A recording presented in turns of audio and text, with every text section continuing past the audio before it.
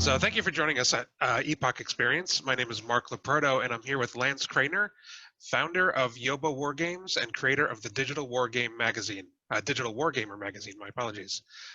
So Lance, you are very clearly rooted in history. You clearly love history. You would like to kind of put it out there in a digital format. But before we get into what you're working on now, can we go back to kind of where you started and where this, I guess, fascination with history and why you got into wargaming specifically? Yeah, well, that takes me basically right back to my childhood. And I think it really all began, I don't know what age I was, maybe 5 or 6, and my parents bought me a box of French Imperial soldiers, airfix, 1/32nd scale. So that's my earliest memory of I guess something that had to do with history, you know, at a toy stage then. And I think that's what sparked my interest. And then gradually, as I got older, I became very interested in military battles, particularly the Second World War, and then discovered board games that obviously model those type of conflicts. My interest as I've grown older has moved more into the not just the military side, but the social impact that warfare has, and has moved well beyond World War II. So if you look at my range of books I've got, they cover everything from medieval up to modern day combat. But I do tend to now like to, if I'm reading a book, I like it not just to be about the actual conflict itself, but the social impact of it, how it affected, civilians, and the politics of why it started, what happened afterwards, kind of the whole spectrum of the military side, as it were. And then I come from a computer background. As a kid, I loved playing games. And then I got a job in IT. I'm in IT now. I started off as a developer, no longer a developer, but my interest in development continues. But I've kind of moved that into basically taking my interest in history, and particularly World War II, and writing games for a hobby, basically, because I have a full-time job. So, and Okay. this certainly doesn't make any money, or not enough to consider doing it full-time. I think that's the way it is for a lot of indie developers. Yeah. You touched on a lot of things that I kind of wanted to get into, but you mentioned something I did not know. Let's go back to, you said you started off, everything was focused on the warfare side of it, the battles. And I think that's where everybody kind of focuses. Was there something that kind of flipped that switch that made you want to focus more on the societal side? I think it's, I don't know. I think it's things like once you get past the actual battles themselves, I guess as a child you're interested in the uniforms, you're interested in the tanks, you're interested in the actual battle itself. But then I started to, I guess as my knowledge grew, my interest to then, well, how did that battle fit into a campaign? And then of course, and then it expands out because what motivates a country to go to war, basically. And now you're starting to get into the politics of it, because quite often it's politics that has driven 2 countries to go to war, many other countries. And then on top of that is in ancient history, battles used to be very much fight it out on the battlefield and you go home and it's done. Didn't really affect the civilian population, but of course as we've advanced, unfortunately, our technology, it has started to, gradually it started to affect civilian life. And then we got to, First World War and Second World War, where we had basically total warfare that involved the civilian population as well. They were in the front lines, right, with bombs coming down from bombers and that. And I think as my interest in the battles has expanded out, so as the realization that especially with modern warfare now, it involves everything. It's politics, it's the civilians, it's what motivates someone to actually go fight for their country or belief and die on the battlefield in quite a horrible way. So it's really just as my, I guess, as I've matured as a person, so is the realization that you can't look at this as a single thing, but you have to understand what drove to that point where two sides are fighting for something. Okay. And do you think, you mentioned maturity, do you think it still is kind of a maturity side, or an immaturity, I guess I should say, that is kind of driving this focus on the battles themselves? Because I kind of agree with you that we need to shift a little Yeah, bit. not necessarily, because I guess one of the side benefits of, and I think wargamers, is that your knowledge of geography increases tremendously, because you realize, you know where all these little strange little battlefields are and where they are in countries. And one of the side effects of that is I definitely know my geography better than, I guess, the average person. And of course, even if your interest is only in the battles, you still have a general idea of history itself, which is, it's a huge subject, but you can become a specialist. I wouldn't say I'm a specialist in anything, but I feel like I can have a sensible conversation with a historian with an opinion about it. So you definitely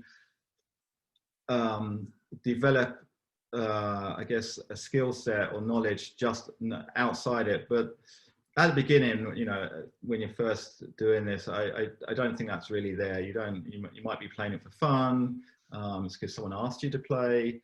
You don't have an actual genuine interest in the reason for it. So I think it varies a little bit. So it's almost like an education comes with being a wargamer full time, or Yes. even just over a long period of time. Yes, definitely. And do you have any sort of like historical background in schooling or anything like that, or that just kind of follow you through life? No, that just followed me through. Actually, my favorite, actually, I had two history teachers. One that I always remember. The lessons was about the medieval ages, not about warfare, but just about life in the medieval ages. He really sparked my interest in history. He's just a great teacher. And then American history, I did a course on American history when I was young, and the whole history of America being formed, present day America, with the founding fathers, and then the American War of Independence, and the seems like an incredible group of people got together at that point, just in a moment in history. And you read their backgrounds and how they all connected together is just very fascinating. Absolutely. So you, again, no formal training in history or anything like that, but do you think wargaming could be, in a sense, integrated into how we teach history, more so specifically how we teach like World War II and so on? Definitely, because I think you need to find something that sparks someone's interest first of all, right? And of course, a battle is going to spark interest, and then you should be able to take that point as the starting point to then expand outwards of what the reasons why it occurred, what was the effect of it, what led up to it, what happened afterwards. You need to find that spark of interest that opens up history. I think it usually starts with something big, some big point in history. And quite a lot of that, unfortunately, is based on warfare. Not solely, but a lot of it is around there. A lot of our technical advances, of course, have come from warfare as well. Yeah, absolutely. Medical advances as well. So, do you think there are limitations in textbook learning that wargaming could kind of, I guess, bridge the gap between and make it a little more effective? Definitely. There's definitely a difference between reading about a battle and then seeing it played out on a map and understanding why some of these decisions were made. And of course, you can expand that out even to a campaign level, I guess. But I definitely would, I can imagine myself if I was going back to school now, if the history teacher had talked about Battle, and then next day we walked in and there it was laid out, you know, whether it's little toy soldiers or counters, doesn't matter. I can imagine how my interest would have just ballooned beyond belief. So yes, definitely. Okay, I like that. So as a historical war gamer, you have to approach this with some knowledge of what you're getting into. And you said that you started with World War II. I think that for a lot of people is kind of the launching point. When you wanted to branch out, what was kind of the course that got you into the medieval and anything even beyond that? What I've always found is a lot of my interests go off on the basis of reading. So I go through these periods when I read a lot, and what I find is, let's say I don't know, I pick a book on let's say the history of the US, for example. So just a very general history of the US. Let's say it's just a very concise history of the US. And then I might find something that interests me in there, and I think I want to know more information about that. So let's say it's the independence of, you know, the War of Independence. So then I start getting books about that. And then I realize there's certain characters involved in there, you know, like Benjamin Franklin, George Washington. So I start to read their autobiography, and it becomes like a journey, an unmapped journey that, as like a treasure map, as I discover something, it leads to something else. And it's a strange thing to say, but that has also taken me through a path of history as I, you know, I kept reading about, for example, Reformation, so kind of religious subject. In the end, I got so fed up with just reading the word, not really knowing much about it. I read, you know, I got a book and read about it, so I had some more knowledge about what it was actually about, you know, the whole religious period, and you know, what was the Reformation even. So I find that it's the books I read that take me on the journey that's really spread my diversity of interest in history, shall we say. Okay, so it's very easy to get caught into a historical wormhole, so to speak. Yeah. And you yeah. just kind of keep going. Yeah. So let's kind of look at your career. You started as a developer. Your first game was in 2017, if I'm not mistaken, and that was Kursk, Battle of Prochorovka. Yeah. Yeah. What was the catalyst for that, and why was that kind of the first game you tackled? Because there are so many, you know, well-known battles that you can go off of. Yeah. So I've been trying to develop a war game. I kept starting and stopping, and it hadn't actually. I didn't actually pick World War II. I actually picked. I thought it'd be easier. I picked some musket type battle. I can't remember which one it was, but just to get the mechanics. But I guess it didn't interest me enough to carry it through, and I couldn't get the mechanics right. I didn't know how to do stuff, so I had to go back to basics again. And then it's not just even though I was a full-time developer, I was working for a company with very boring company type stuff. Writing the game is totally different. It's a complete thing in itself. It's very self-contained. It's going to go to a very small, in this case, a war game. It's a very niche market. I had an interest in it, but it also has graphics, has AI, and I realized I didn't have the skill set with that originally. So I took a step back. I actually then did a very basic course on developing a 2D game. And then I realized that's what, that gave me the I guess the tools I needed to actually understand how to write a game properly and put the things together. So the graphics, the code behind, which obviously that part I knew, and then the AI, which is a whole science of its own. And the reality came to me that I couldn't do graphics. I'm not a graphics type person. So I realized that I needed to find someone who could do graphics. And then I guess I realized I needed to find something that interested me. Now, I don't know what triggered me. Could be, of course, Kursk is a very well, the whole battle was very well for, military people was very well known. I thought it would have a wide appeal to people.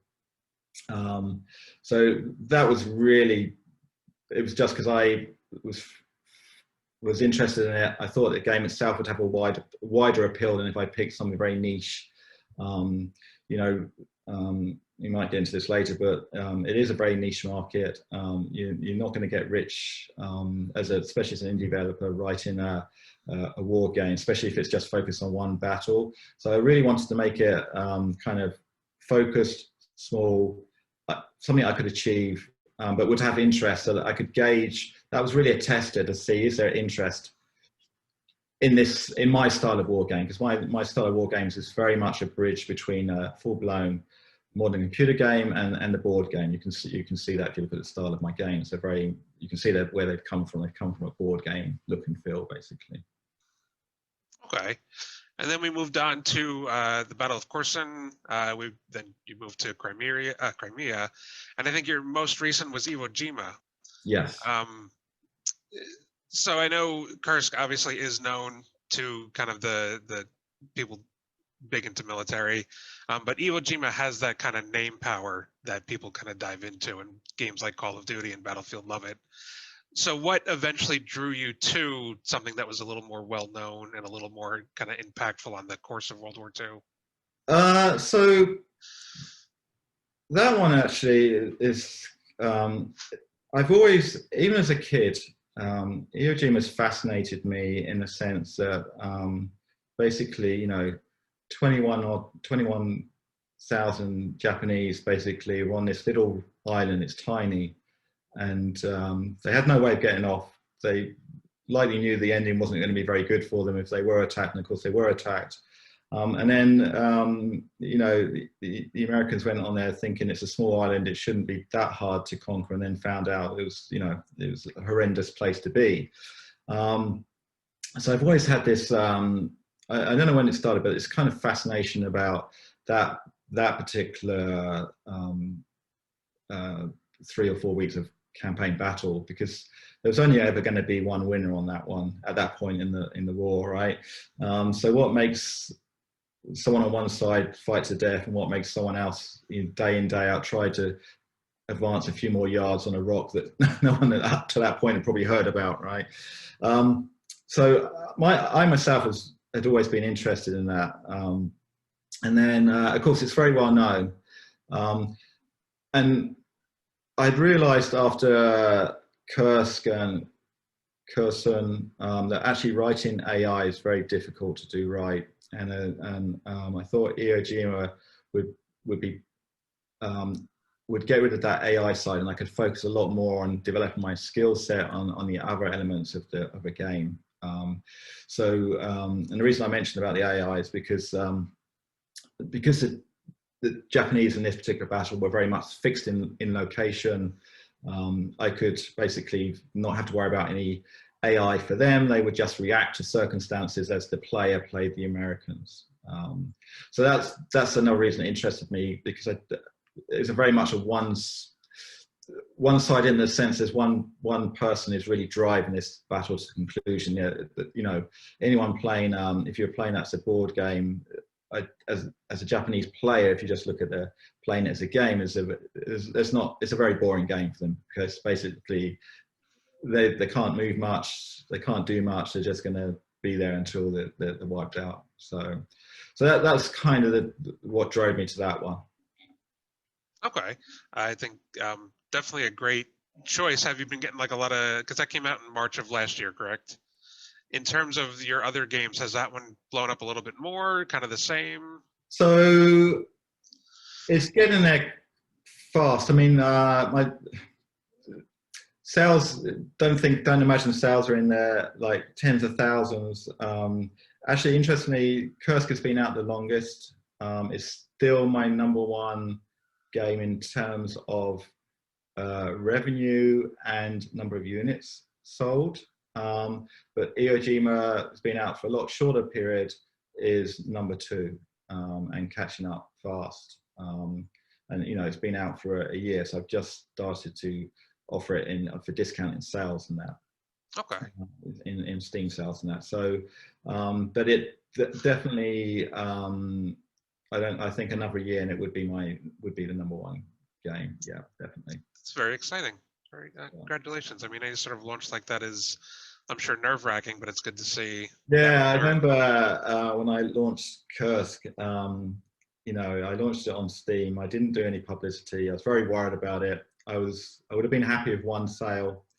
And I remember in the morning I woke up and there were 6. And actually someone had found a horrendous bug. So I quickly fixed that morning. And then,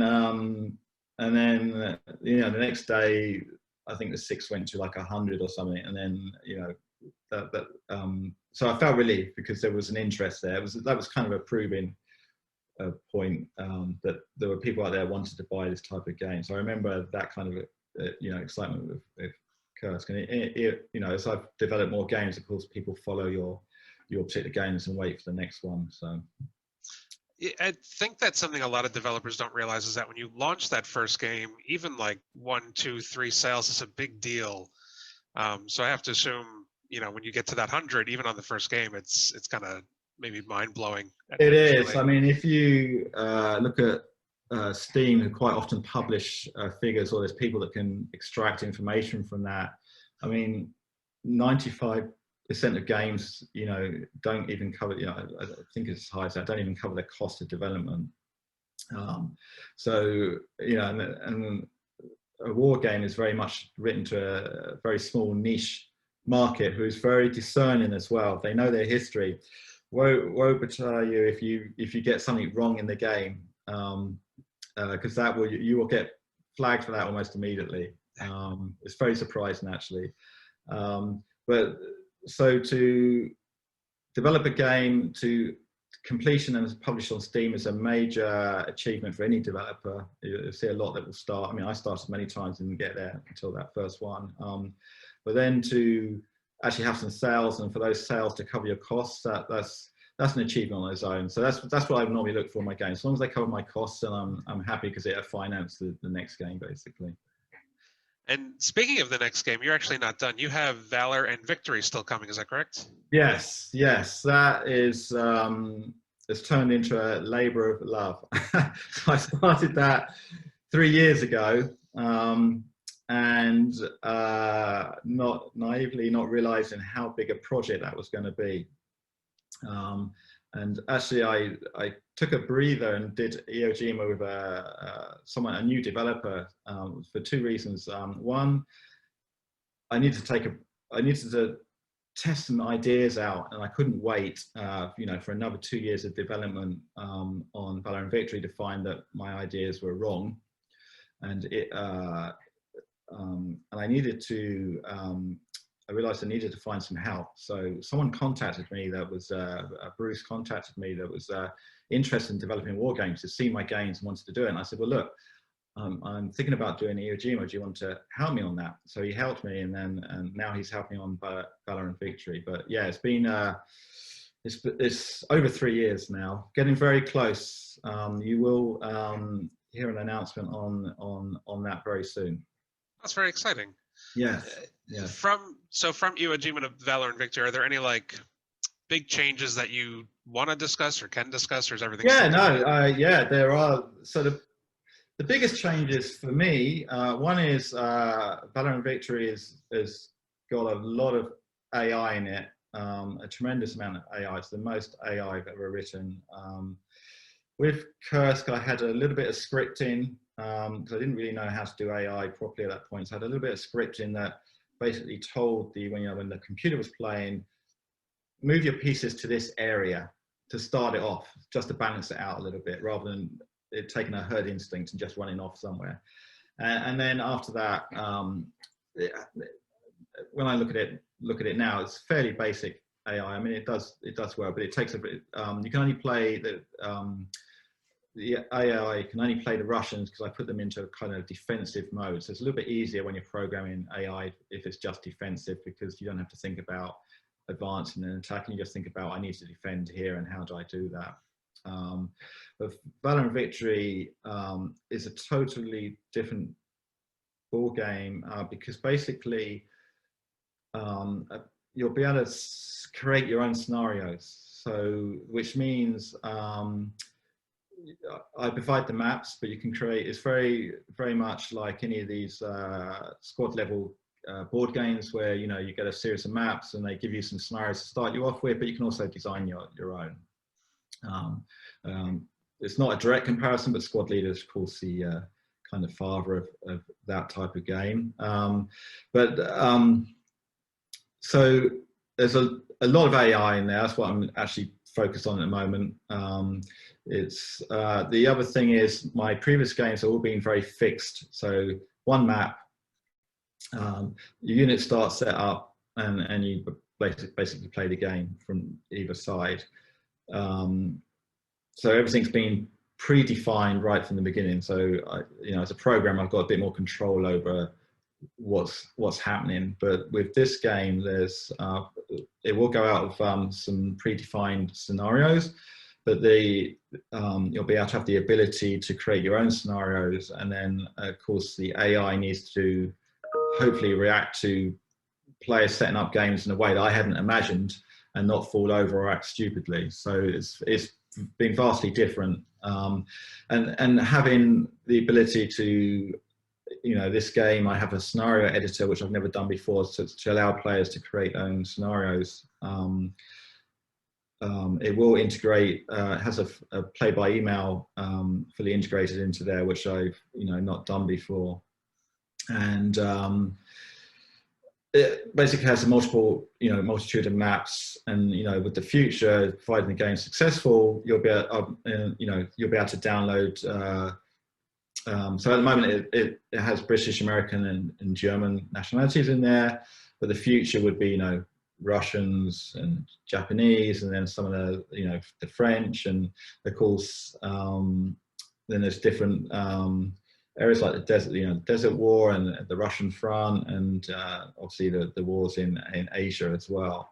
So the first launch of the game is very much focused on Normandy. It's a very popular subject for a lot of wargamers, so it's kind of an obvious, it's a safe choice to make rather than starting off with something a little bit obscure, like, I don't know, the war in Finland v Russia would obviously have a much smaller audience. So pick something that, and it's based on a board game as well. So Barry Doyle's game, and actually his scenarios start with Normandy. So that's where that comes from.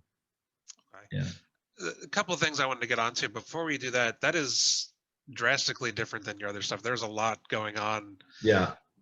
Was there something that made you kind of a light bulb that just said, I have to do something that's big, or was it just an ambition that struck at one point, or an outside party?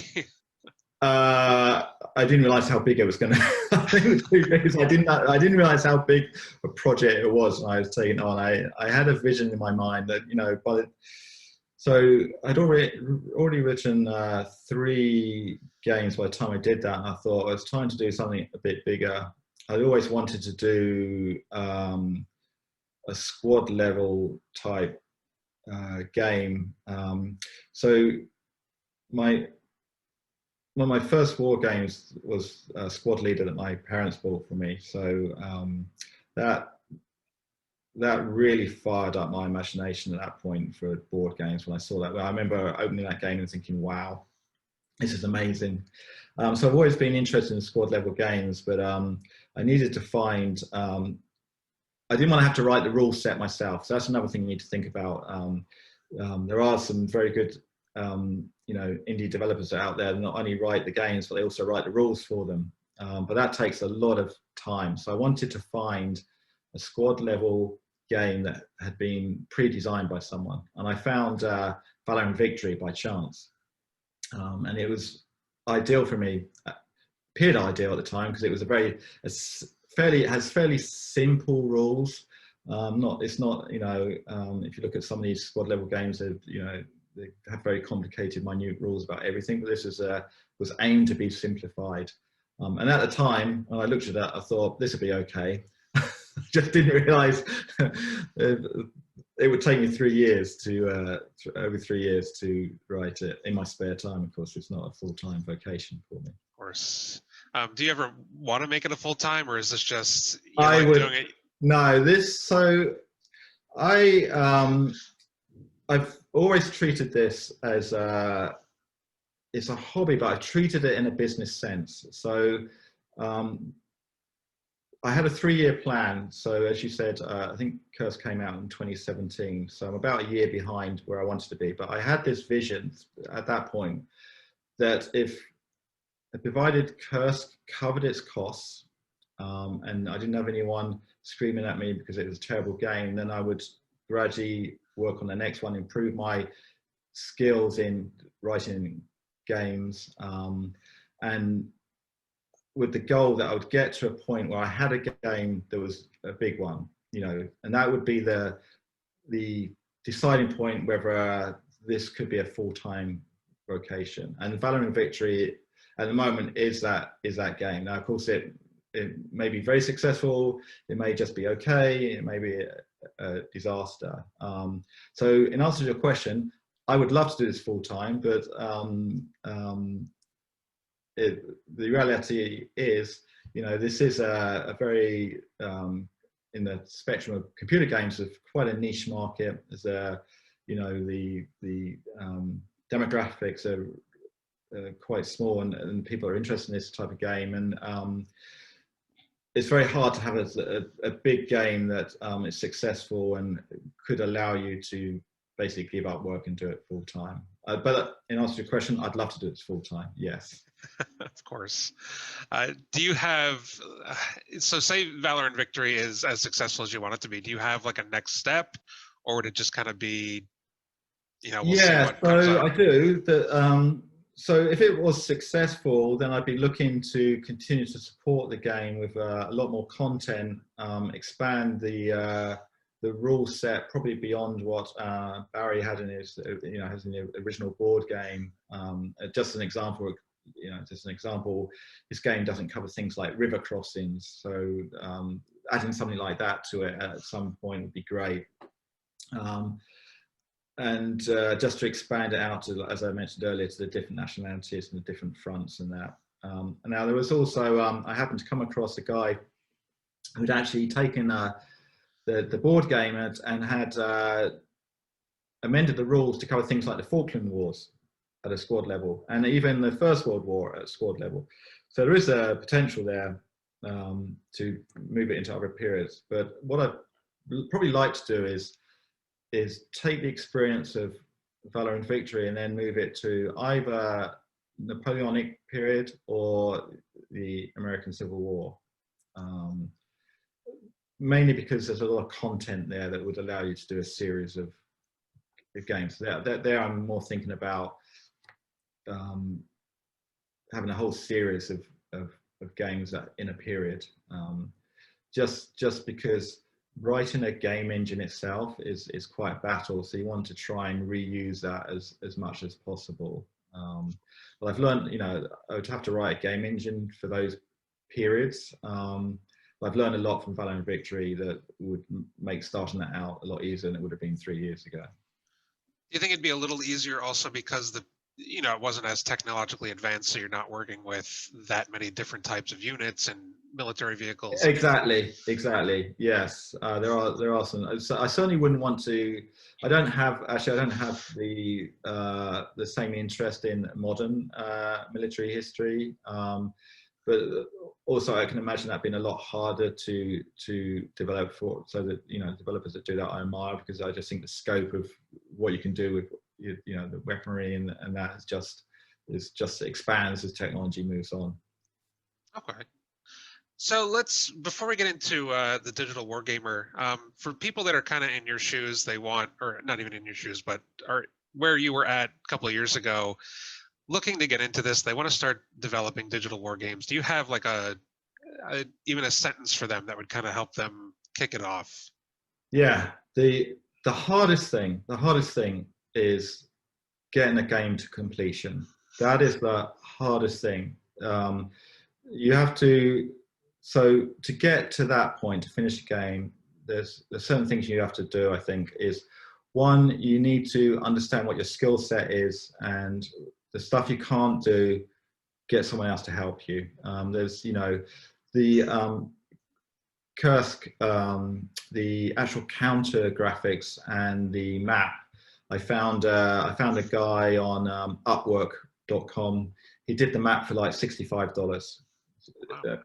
very cheap, and you know, he was starting out himself as an artist, so so you can find people to help you on stuff you're not strong at very cheap prices. The third thing is, as I said, is keep the scope to something that you feel you could do in a short time period. I would say no longer than 6 months. If you think it's going to take you longer than 6 months, then I wouldn't start on it unless you've got, you know, maybe you're a very skilled developer already, or you've got some experience in some other way that says that you can go for a year developing something, know you're going to get to the end of it, and go through and publish it. So keep it small, keep it doable. Obviously, keep it within the finances you have. You just assume you're not going to make any money on it, so it's better to, you know, don't go and spend $50,000 on graphics, you know, $50,000, whatever your currency is, because the chances are the game won't make any money. What the first game to me should be all about is, can I write a game to completion and publish it? You know, even if you publish it for free, you do it for a, you know, mobile device or Windows or Mac, it doesn't matter, but to get a game published all the way through to a quality that you're happy with, that's what I'd start with. So keep it very small, and that's why, you know, my first 3 or 4 games are all very focused, you know, around a very single event, really, because my plan has been to develop my skill set and, you know, build up my contacts so that I was ready to tackle a game that's taken a lot longer. So the first game is kind of just the test to make sure It you've is, got. and it's a test for a couple of things. One, can you do it yourself? But two, to test the market. If you're doing it for anything beyond a hobby, if you're doing it for a hobby, then you're doing it for pleasure, that's fine. But if you want to actually, you know, you're hoping to develop a game and sell it and make some money, at least cover your costs, then you need to test the market in some way. And that's why, again, I say keep it small, keep it something you can do within 6 to 8 months, so that when you get it out there, you can see what kind of reaction there is to it. So that was the wargaming side of it that you've been working on since 2017. You also started the Digital Wargamer, which is an online PDF magazine. What was the drive behind that? You're working a full-time job, you're trying to develop these games, and then you decided, let's throw something else on. Why not? Yeah. So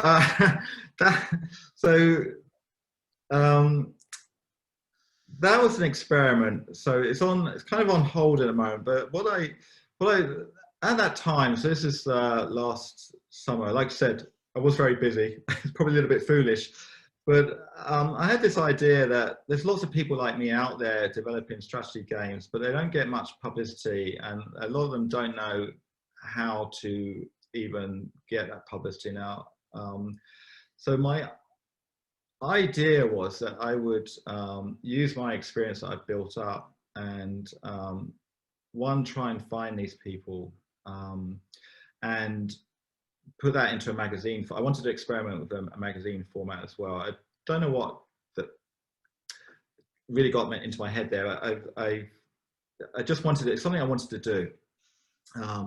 And I didn't have enough content myself to do that. You know, if it was a full-blown development studio, I'd probably have enough content to be able to get a magazine worth, you know, 32 pages worth of content. So it was really an experiment to see, again, one, could I do it? And two, could I get enough content? And the original plan for me was, I was hoping that people would come forward with content, but that is amazingly hard to get people to commit to writing an article for something. I don't know if you found that yourself, but I've also found, strangely, that a lot of these developers, they want to develop a game, but they didn't want to publicize it. So actually getting them to give me content that was going to be in a magazine that would have some kind of readership, I found very hard to convince them to do that. Surprisingly, I managed to. So I've, you know, I did two editions of it so far, And I realized it was taking too much of my time to actually get the content, not put the magazine together, but to get the content was a lot of hard work. So I put that on hold, but I want to revive it because I think with Valor and Victory, where there'll be a lot of content around you know, new scenarios. I can, you know, as you know, hopefully the people will write their own scenarios, and I can delve into a little bit of the development of the game. I'm hoping to revive that, but perhaps focus it more on Valor and Victory and any future games. So I originally intended that to be a monthly edition. I did 2 months. I realized it was getting hard to do the content for a third one, so I've kind of put that on hold. But it has, interestingly, with very little publicity, the first edition, I think in the first month had 1,000 downloads. Wow. So, which surprised me. It surprised me. And all I did really was I just blasted a few links out to some of the Facebook groups that are interested in, you know, computer war games, and a couple of forums. I didn't do a big blast out, but it had over 1,000, and the second one is similarly. I think they're probably both up to about, in total, 3,000 downloads, which is for a little unknown, you know, PDF. Showed that there is an audience for it. The problem is, as I'm sure anyone that's tried to do their own magazine, is getting the content, editing that content, putting the magazine together. As I found out, was actually quite an effort. So I've had to put that on hold, but it is something I want to go back to, and perhaps do it on a quarterly basis, but more focused on my games, because then I can control the content a lot better, and you know when I've got content for it. Yeah, yeah, you won't be relying on third parties to Yeah, not having to forward. go out and beg people, please let me be able to publish something about your game. Yeah. I guess being somebody that was in that position where you just started with a new game, why do you think they wouldn't want to, even for free or anything, just to get some sort of publicity? That some of them are very happy. Some of them are very happy, but others just I personally didn't understand it. I don't know. I just don't have an answer to that at all. Right. Actually, it kind of widened my eyes a little bit that that this is why a lot of games fail, is because people don't look at the whole, I guess, spectrum of things you need to do to write a game, and especially if you want to put it onto a platform like Steam and actually sell it for money, right? If you're doing it, giving it away free, it's totally different. But if you want to sell a game and actually get people to find your game, you have to invest time in publicity, and a lot of people, I don't have that. I'm not saying I have that skill set. It's not something that comes easy to me. And I probably wouldn't have done a video conference call with someone like you 2 years ago myself. It's just something you realize, you build up, and you realize you need to get your presence out there. Otherwise, no one's ever going to find, there's thousands of games being published every month now. So to try and get people to discover your game, you have to put some work into it. And a lot of people don't want to, and they don't necessarily have nowhere to start or have the skill set to do it. Yeah, that makes perfect sense. And you keep saying it's a niche market, and that's true, but it's also, on Steam specifically, very saturated, surprisingly, very saturated. Yeah. So I was actually glad that I came across Iwo Jima. There were so many releases last year that everything was just kind of jumbled and buried. Yeah. So that is very interesting. So Wargamer's just on hold for now, but we will probably see a resurgence after Valor and Victory. So, closing this up, is there any points you want to make? Anything you want to plug? Anything you want to share with everybody that may be looking at your future titles? I think the number one thing is I love getting feedback from people, positive or negative, doesn't matter, because especially when you're I started out as a solo developer. As I mentioned, I've got someone helping me, Bruce, on Valor and Victory. So, and I've built up some contacts. I have an artist, Jenna, in Australia, that's doing the graphics for me for Valor and Victory, and the images on the front of the digital wargamer are from well-known artists like David Pentland and that. So, and these people I've just, as I've been doing that, I've built up a load of contacts. But basically, as a sole developer, you get very focused on you thinking you're doing the right, this is the way it should be. You don't know if it is. So having feedback, positive, negative, indifference, is the biggest thing I like to get. You know, whether it's someone that posts a comment on, you know, on the Steam review, this game's rubbish, you know, this game's fantastic. It doesn't really matter. You know, I'm not offended by people's opinion, but at least I get some feedback that I'm on the right track. I'm totally off on this. And I love, you know, probably once a month, I get I get an email from someone that says, I found your game, I love it. It takes me back to, you know, the board game, and now it's on a computer. I can play it. It's slow. It's not a 3D in your face, firing every second type game. And I'm getting those type of things. It's really, really motivating. So I guess my message is, if you enjoy a game, doesn't just have to be a war game. If you enjoy a game, write to the developer and let them know, because I'm sure most of them would appreciate getting that feedback. I think that's great advice, and I agree. And we got, so all of your games right now are on Steam. You're listed under Yobowargames. You can also find them on yobowargames.com. And, you know, I encourage everybody to just kind of keep an eye on the Digital Wargamer, digitalwargamer.com, and we'll see kind of when that resurfaces. Lance, I'd like to thank you for coming and for taking the time to speak with us. We're excited to see what you have going, and I'm sure we will we'll connect again soon. All right. Thank you. Thank you very much. All right. Bye-bye. Bye.